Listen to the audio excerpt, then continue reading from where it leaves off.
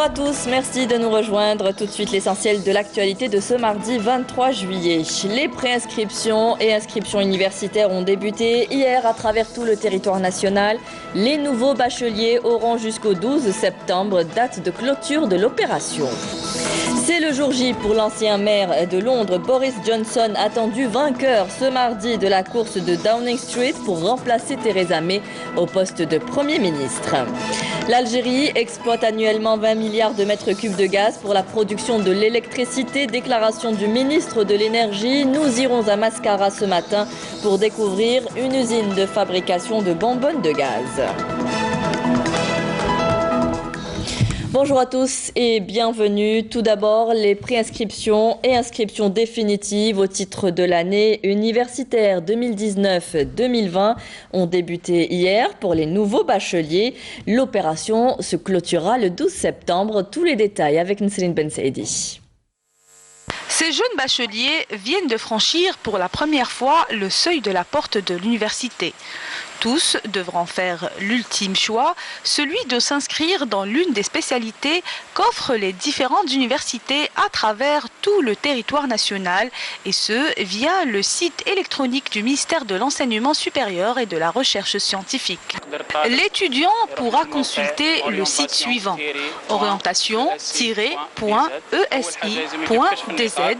Premièrement, il faut que l'étudiant ait son relevé de notes où il y a son code secret qui lui donne l'accès à la plateforme. À ce moment-là, il devra valider ses données. Il trouvera 4 choix disponibles selon la moyenne qu'il a obtenue. La période des préinscriptions du 22 au 24 juillet sera suivie par celle de la confirmation des préinscriptions du 25 au 26 juillet, puis au traitement des vœux, et ce du 27 juillet au 3 août. Et enfin, à la proclamation des résultats des affectations le 3 août 2019. La dernière phase, qui s'étendra du 2 au 8 septembre, concernera les inscriptions définitives et les dossiers des œuvres universitaires. Je suis ici pour m'inscrire et aussi pour trouver de l'aide. Il y a des personnes qualifiées pour orienter les étudiants et leur fournir les informations nécessaires. Je me suis inscrit, j'ai eu 4 choix selon la moyenne obtenue. J'ai été bien orientée, on m'a beaucoup aidé pour l'opération des préinscriptions. Je veux faire des études en droit car c'est une filière qui a beaucoup de postes d'emploi. Pour rappel, lors de la rentrée universitaire 2018-2019, plus de 265 000 nouveaux étudiants avaient rejoint les bancs de l'université. Leur nombre pourrait dépasser les 300 000 à l'occasion de la nouvelle rentrée universitaire 2019-2020. Des pics de chaleur sont enregistrés en cette saison estivale dans plusieurs wilayas du pays. Une seule envie avec ces températures élevées, se baigner. Mais à quel prix? On enregistre chaque année plusieurs décès par noyade dans les eaux des barrages. Pourtant, interdit à la baignade. Plus d'une centaine de personnes se sont noyées au niveau du barrage de Koudiet Serdoun à Bouira ces 7 dernières années. Karim Haïfa. Sous une chaleur de plomb, une seule envie dans ces montagnes près de Bouira, se baigner dans cette eau fraîche du barrage de Koudiet Serdoun. 640 millions de mètres cubes d'eau douce, a priori calme, mais très dangereuse car imprévisible. Ici, la baignade est interdite. Malgré cela, des enfants qui ont tous moins de 12 ans s'aventurent quand même dans ces eaux, rapidement rappelés à l'ordre par cette brigade de surveillance du barrage. Ici, c'est la montagne. Il fait très chaud en été. Le barrage, c'est le seul endroit où on peut se rafraîchir. On aimerait bien avoir une piscine près de chez nous pour ne plus venir ici. On n'a pas où aller pour se rafraîchir, même pas une piscine. On est donc obligé de venir se baigner ici car la chaleur est intenable. La baignade dans les eaux de barrage est très dangereuse car l'eau douce est moins dense que l'eau de mer. En plus, ces bassins sont tapissés de vases qui pourraient être fatals pour les baigneurs les plus aguerris, avec une mort certaine. Depuis 2012, ils sont plus d'une centaine à être victimes de noyades dans les eaux de ce barrage. Des drames qui ne semblent pas alerter plus que ça la population locale. D'où le lancement chaque été de campagnes de sensibilisation en direction des habitants des villages mitoyens du barrage.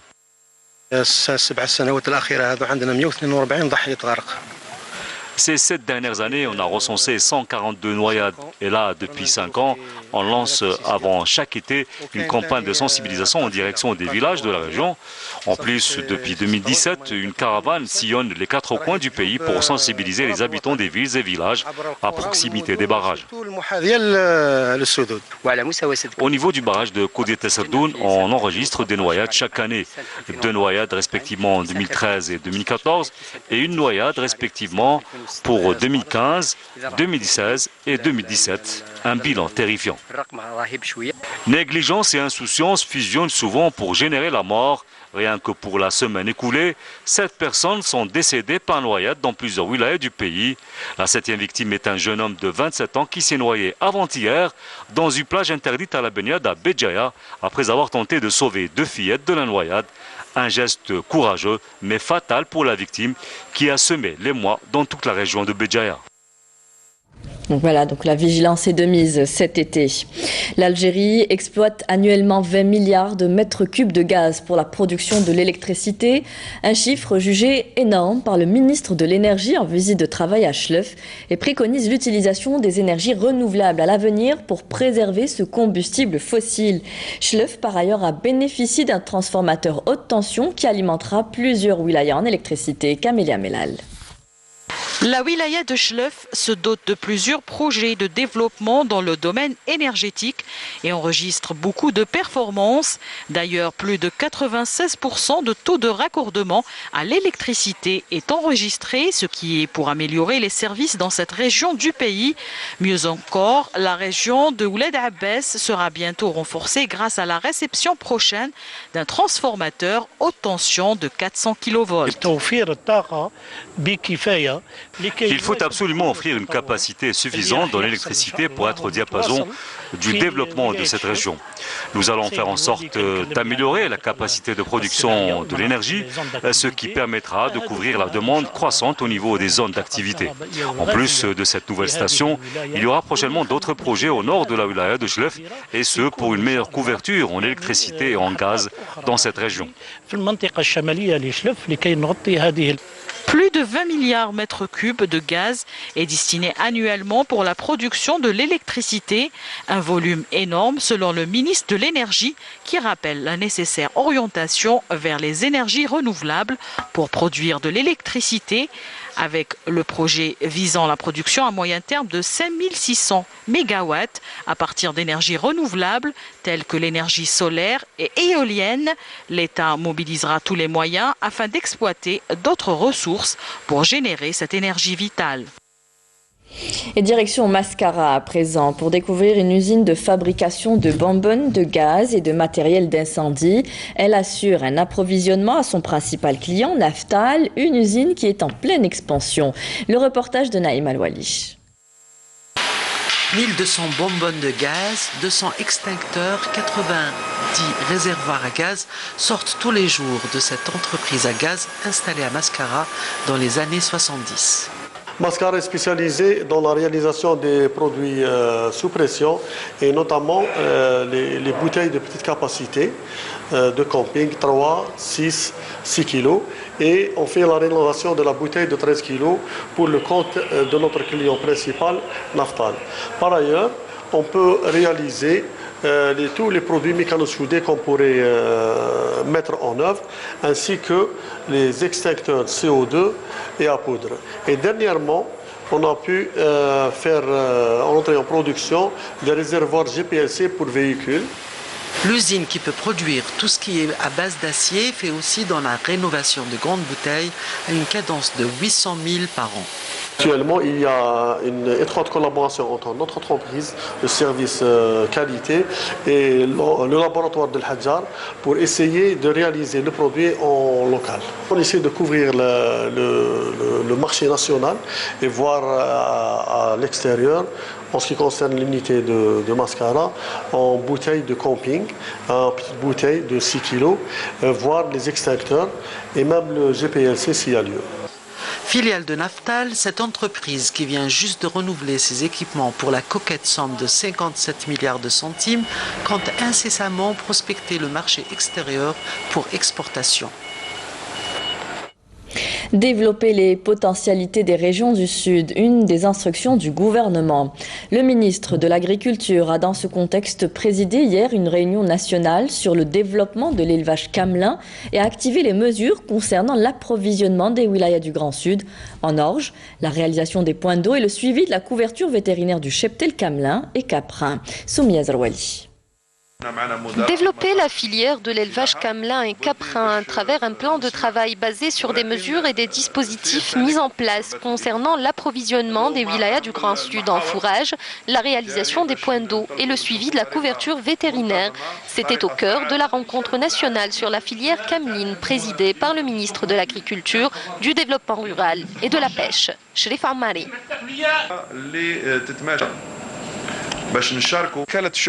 Il était question lors de cette rencontre des mesures prises concernant la restructuration de la filière cameline. Nous avons au niveau national 16 assemblées populaires de wilaya qui vont prendre toutes les mesures nécessaires pour créer un conseil national qui sera le partenaire économique du ministère ainsi que l'intermédiaire entre le ministère et les professionnels du secteur. L'implication des éleveurs et des professionnels du secteur dans le plan de travail élaboré par les pouvoirs publics a été mise en avant lors de la dernière réunion qui a pour but d'assurer le développement économique et social des zones d'élevage situées dans les wilayas du Grand Sud. Nous remercions le ministère de l'Intérieur et celui de l'Agriculture pour ce programme puisque les habitants du Sud, notamment Bourj-Bachi Mokhtar, Timimoun et Adrar, sont connus pour être des pasteurs nomades. Ce que nous demandons, c'est l'approvisionnement en matière de fourrage. C'est une très bonne initiative que nous saluons d'ailleurs. Je tiens à remercier le Premier ministre ainsi que le ministre de l'Agriculture. Nous demandons la création d'une filière vétérinaire à l'université spécialisée dans la filière cameline et caprine. La filière cameline et caprine a besoin d'une réelle prise en charge pour booster l'économie du pays, surtout dans les wilayas du Grand Sud. Des milliers de vacanciers transitent chaque année par l'aéroport d'Oran en cette période estivale. Il s'agit pour la majorité de nos compatriotes installés à l'étranger. Pour leur faciliter le voyage, de nouvelles procédures d'accueil ont été adoptées permettant le traitement rapide des arrivées. Hassiba Abdallah. Une fois descendus de l'avion, ces passagers ont été vite pris en charge par le personnel de l'aéroport international d'Oran. D'origine algérienne pour la plupart, ils sont venus passer leurs vacances d'été. Comme chaque année, leur nombre est important. L'aéroport a dû se réorganiser pour assurer une fluidité des services et éviter la surcharge. Il y a de nouvelles lignes aériennes, notamment avec la compagnie Transavia pour la ligne Oran-Nantes et la compagnie Tassili Airlines pour la ligne Oran-Strasbourg. Et puis nous avons Air Algérie qui a doublé le nombre de tous ses vols.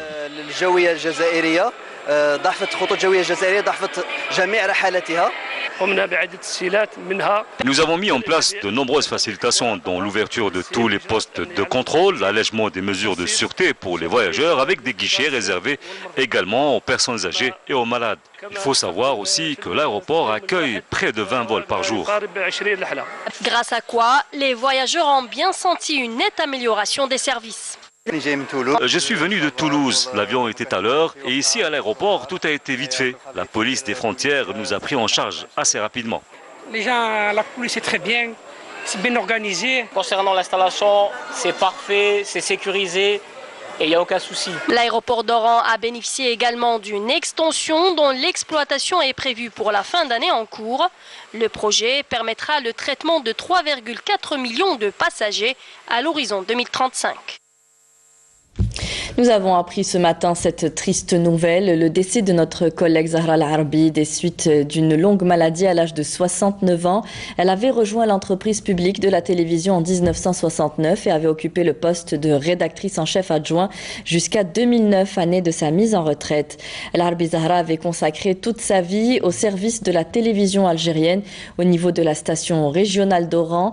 Le ministre de la Communication, le directeur général de l'EPTV ainsi que tout le personnel de l'entreprise présentent leurs sincères condoléances à la famille de la défunte Zahra Al-Arbi Rkeb.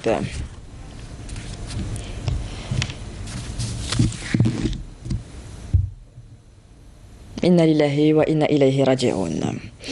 Dans le cadre de la lutte contre la criminalité organisée, des gardes-côtes ont saisi hier à Benissaf une quantité de kif traité s'élevant à plus de 100 kg, tandis que des éléments de la gendarmerie nationale en coordination avec les services de la Sûreté nationale ont arrêté 4 narcotrafiquants en possession d'un peu plus de 8 kg de kif traité à Tiaret. Par ailleurs, des détachements de l'ANP ont intercepté à Tamanrasset et Bourj Badji Mourtar 6 contrebandiers et 3 orpailleurs et saisi un camion, des outils d'orpaillage et 19 tonnes de denrées alimentaires, alors que 18 immigrants clandestins de différentes nationalités ont été appréhendés à Tlemcen et à El Taref. Dans l'actualité internationale, c'est le jour J pour l'ancien maire de Londres Boris Johnson, attendu vainqueur ce mardi de la course à Downing Street, avec à la clé le défi de taille de sortir de l'impasse du Brexit, auquel s'ajoute désormais la crise avec l'Iran. Par ailleurs, un véhicule piégé a explosé ce lundi à l'entrée de la vaste base militaire française de Gao au Mali. Les détails avec Naïma Haouch dans ce résumé de l'actualité internationale. Au Mali, un véhicule piégé a explosé ce lundi à l'entrée de la partie française du camp de Gao, partagé par la force Barkhane, la force de maintien de la paix des Nations Unies et les forces armées maliennes. 4 militaires ont été blessés. Des membres de la défense civile syrienne, connus sous le nom de casques blancs, extraient les corps de victimes coincés sous les décombres d'immeubles détruits, alors que des civils courent pour se mettre à l'abri à la suite de frappes russes sur un marché qui aurait fait 23 victimes dans la ville de Ma'arat al-Nouman, dans la province syrienne d'Idleb. La Russie a démenti qu'elle soit à l'origine de ces frappes. Depuis près de 3 mois, Idleb est sous le feu de l'armée syrienne. Après la destruction par Israël des logements de Palestiniens au sud d'Al-Quds occupés, les Nations Unies et les pays européens ont condamné cette opération de déplacement, ce qui entraîne des expulsions forcées et contribue au risque de transfert forcé auquel sont confrontés de nombreux Palestiniens en Cisjordanie, y compris Al-Quds Est. Les députés conservateurs britanniques déterminent qui entre le ministre des Affaires étrangères Jeremy Hunt et Boris Johnson, champion des pro-Brexit, prendra la succession de la première ministre Theresa May.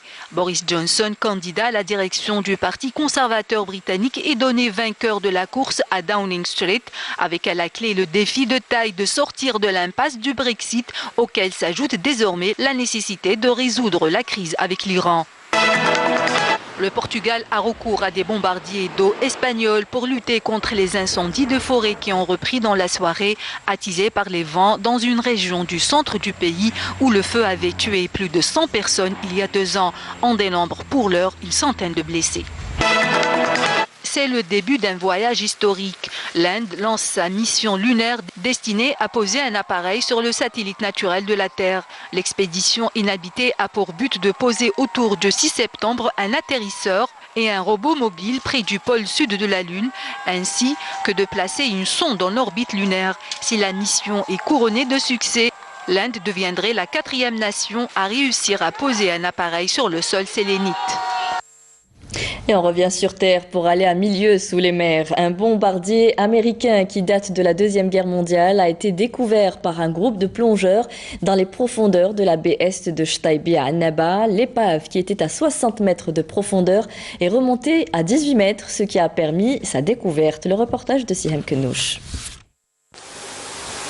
Shtaibi, qui orne le cap Takouch, au pied de l'Idour, à une 60aine de kilomètres de la ville de Annaba. Nous avons entendu parler d'un groupe de plongeurs qui a fait une découverte plutôt insolite, une épave d'un bombardier américain datant de la Deuxième Guerre mondiale. La première fois qu'on a c'est un bombardier en même temps chasseur américain qui a été abattu par la DCA française pour la période de gouvernement de Vichy. D'après Ouchkhalouna, on ne sait pas maintenant, il a été un chalutier. Il a cru que c'était une baleine. بعد كي وصلنا أنا مع الدخلة تاع au large de la baie de Shtaibi, ils l'ont mis à une profondeur qui nous intéresse vraiment. Avant, il était à 60 mètres. Maintenant, il est à 18 mètres. Nous avons donc décidé de jouer au capitaine Nemo et d'aller découvrir ce trésor des 20 milieux sous les mers.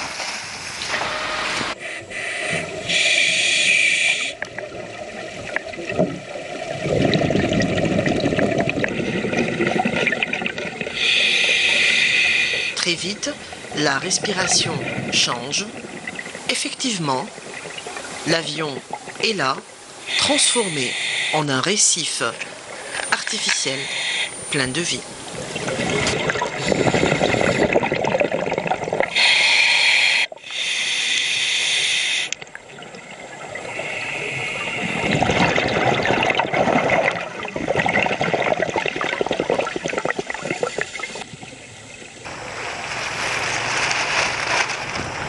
C'est l'histoire en elle-même, c'est extraordinaire. كاين افيون سي لهنا تاع الحرب العالميه الثانيه ما طياره واحده افيون امريكان.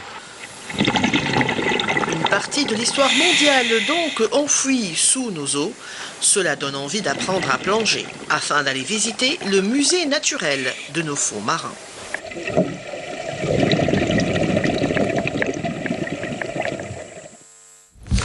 Youssef Belaili et Bardad Bounjah, les champions d'Afrique de la CAN 2019, ont été honorés hier par les autorités locales de la wilaya d'Oran.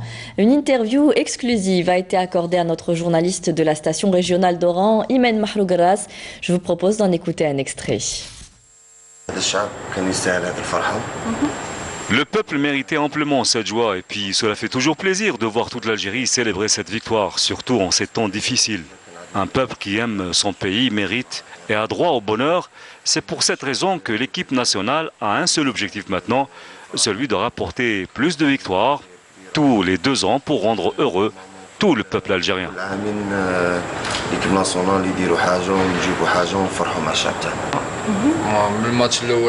Depuis le premier match jusqu'au dernier, on était conscient de notre responsabilité. On savait que c'était une mission difficile, mais pas impossible à concrétiser. D'ailleurs, après chaque victoire, les supporters étaient là pour nous soutenir encore plus. Et puis, on avait un seul objectif, celui de faire plaisir aux Algériens et de les rendre encore plus fiers de leur équipe nationale. Et l'Algérie devrait faire un bond d'une trentaine de places pour se hisser à la 40e position au prochain classement de la FIFA, prévu jeudi prochain selon les derniers calculs de la Fédération internationale de football, suite à la consécration des Verts à la Coupe d'Afrique des Nations 2019. Les Verts sur le toit de l'Afrique et les supporters algériens au 7e ciel, les Algériens vivent toujours au rythme de la CAN. Certains ne se séparent plus du maillot national, d'autres de l'emblème. On se prend même à rêver de la Coupe du Monde. Lamia Boudbouda. Le coup de sifflet final de l'arbitre du match Algérie-Sénégal a été une véritable délivrance pour tous les Algériens. Une joie incommensurable mêlée de fierté a envahi le cœur des fans des guerriers du désert.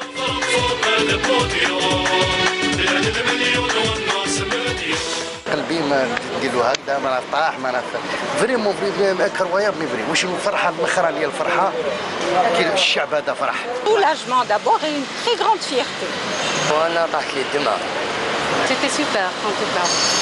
C'est vraiment un moment exceptionnel. Les Verts sont sur le toit de l'Afrique pour la 2e fois de leur histoire. 3 jours après la victoire, certains arborent toujours les couleurs du 11 national. بداية الماتش كنا حاسين انه الجزائر راح تربح خصوصا كان بشهر استقلالها يعني هذا الشهر عظيم بالنسبة لها والف مبروك للشعب الجزائري. Des moments magiques et uniques qu'ont vécu les supporters des Fennecs, au point même où une dame a souhaité le retard de son vol. À la première mi-temps, j'étais à la salle d'attente en Tunisie. On a vu les 25e premières minutes. Et la première fois de ma vie, je souhaitais que l'avion qu'on en retard. Mais je suis la salle d'attente. On a le malade. Pourquoi? Certains amoureux du ballon rond commencent déjà à rêver à une finale de Coupe du Monde. Soyons fous. الحمد لله اللي فرحونا وان شاء الله يزيدوا ثاني يفرحونا في لاكوب دي موند نوصلوا بعيد. هذيك لا سكوند اللي سيفلا الاربيت فريمون شوكيت الغاشي يعيط حرت شغل جافي ان سونتيمون شغل هذاك ودينا الاستقلال ولا يافي كاع لو موند يعيط الجزائر كاع عيطت شغل ضربه وحده سي نورم شغل حاجه كبيره شغل اون ساتوندي با دو مومون كي عندنا حنا دوكا دي جوار اللي راهم يلعبوا صح حراره وصح قلب دونك اي بوركوا با كو ما نقدروش نروحوا فينال كوب دو موند اي بوركوا با كو ما ندوش كوب دو موند باسكو تو تي بوسيبل راني خايف برك نهبلوا هذا ما كان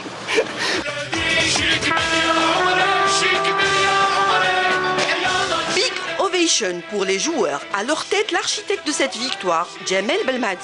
Merci de nous avoir permis de décrocher les étoiles.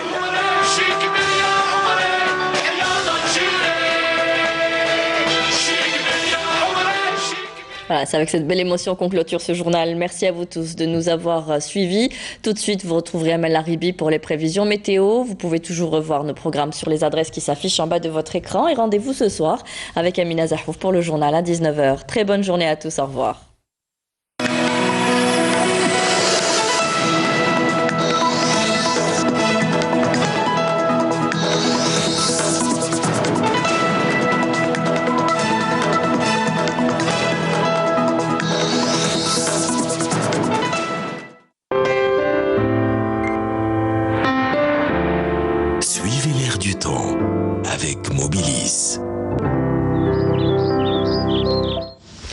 Madame, Monsieur, bonjour. Eh bien, le temps restera encore chaud aujourd'hui, au nord comme au sud, sous un ciel généralement dégagé. Sur pratiquement l'ensemble des régions côtières qu'on peut voir sur l'image de satellite, des passages nuageux vers l'intérieur ouest, centre et est du pays, pouvant donner quelques pluies vers les hauts plateaux de l'ouest et le centre. La moitié sud, le plus souvent voilée sur le sud-ouest, tout au long des frontières algéro-maliennes, l'extrême sud, le Égard et le Tassili, pouvant engendrer aussi quelques pluies vers ces régions. Le temps, aujourd'hui, eh bien, Météo Algérie a prévu un ciel généralement dégagé sur les régions côtières ouest, centre et est.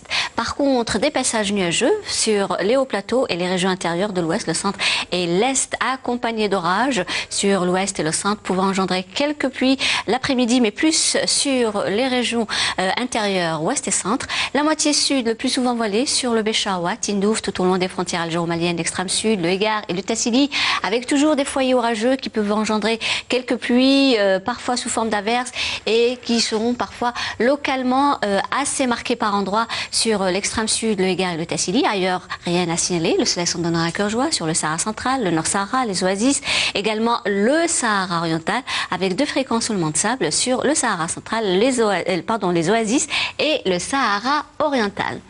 Comme je vous l'ai dit tout à l'heure, les températures seront très élevées, caniculaires, vers l'intérieur, avec un maximum de 44 degrés du côté de Relizan, Chlef et Ain Defla, 43 à Tizi Ouzou, 38 à Alger, 41 vers Mascara, 31 Oran, 34 à Tlemcen, également Al-Biyad, Djelfa et Batna, 35 vers Sétif, 34 degrés à Annaba. Au sud, eh bien, on relèvera 37 degrés du côté de Tamanrasset, Djanet, 39 Biskra, 40 degrés Gardaya, Bécha, 41 Hassim Saoud, Ouargla, 44 à Insalah et enfin le maximum 46 degrés Tindouf et Adrar.